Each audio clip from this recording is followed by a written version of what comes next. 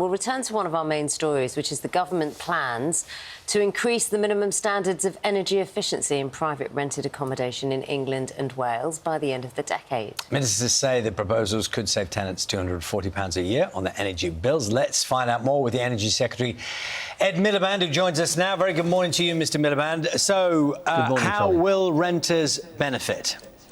Well, what we're saying, Charlie, is that we will introduce these new standards so that by 2030, all private accommodation, privately rented accommodation, will have to meet these standards. Half of landlords already do. We think this is the right thing to do for millions of tenants who are living in cold, drafty homes.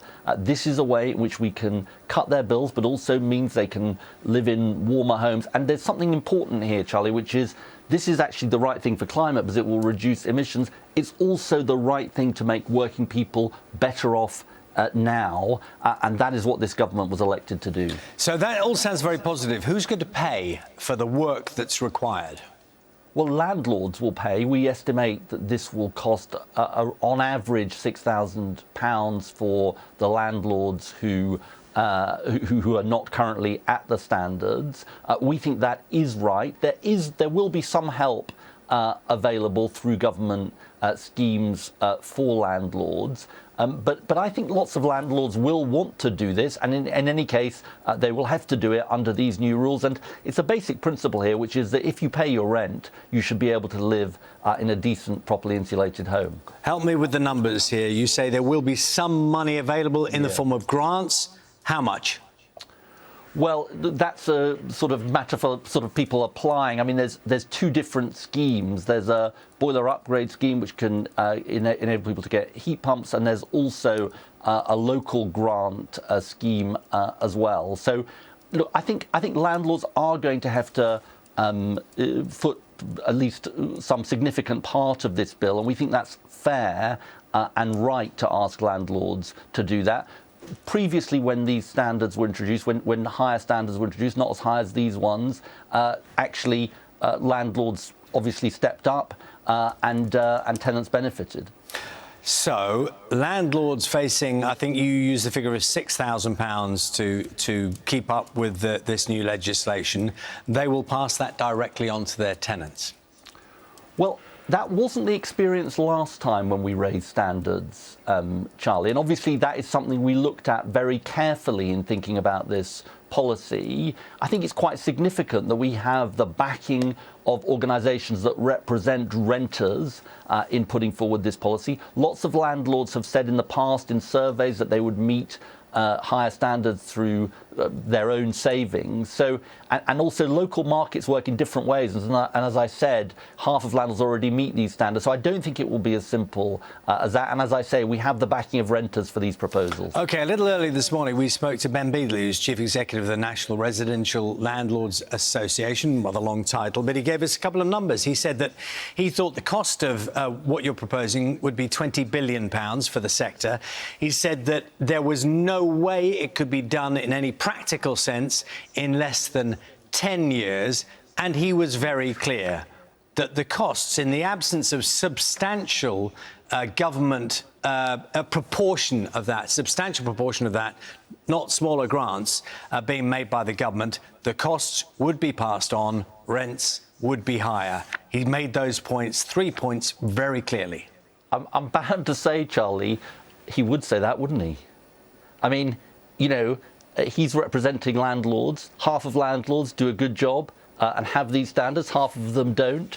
It's his job to lobby for landlords. But this government isn't about lobbying. It's about doing the right thing for the country. And the right thing for the country is to uphold... I mean, it's a basic principle of fairness, isn't it? You pay your rent. Why shouldn't you be able to live in a decent, warm home? OK, on the theme of he would say that anyway. Yeah, I mean, if I may, I'm going to go with your phrase, he would say that anyway. Yeah.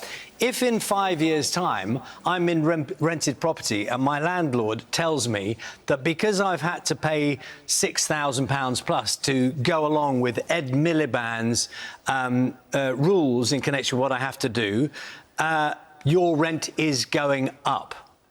What would you say to those people? Because that may well happen. Well, look, I believe and the organisations that represent renters believe that this will benefit renters. So, you know, obviously we're making a judgment here. We could say, Charlie, you can carry on renting substandard accommodation, cold, drafty homes, which cause people hardship, illness, put costs on the NHS. We could say, well, that's fine in one of the richest countries in the world. Let's just carry on doing that. But we're not willing to say that. We're saying, let's actually have decent standards for tenants. Decent standards, Charlie, that you and I would expect. And I say, why shouldn't renters have those standards too? Yeah, and it's a fair point you make. I want to ask you, Miliband, if I may, about what the Bank of England said yesterday. A number of things. We know, of course, about the interest rates. Specific to your area of interest, they said that energy and water bills would push up inflation quite sharply later this year. So for all you say about the future, and you're talking about 2030, what people will hear and what they will know, according to the Bank of England, is that their energy and water bills will be going up. You made a promise coming into government that the bills would come down, and I think the figure you used was £300. Yeah, up to £300. That is not happening, is it? Yeah, it's just not happening. No, and let me tell you why, Charlie, and this goes to our mission.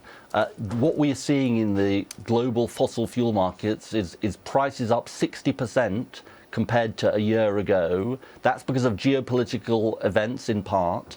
And this is our whole point. I fear that bills will keep rising.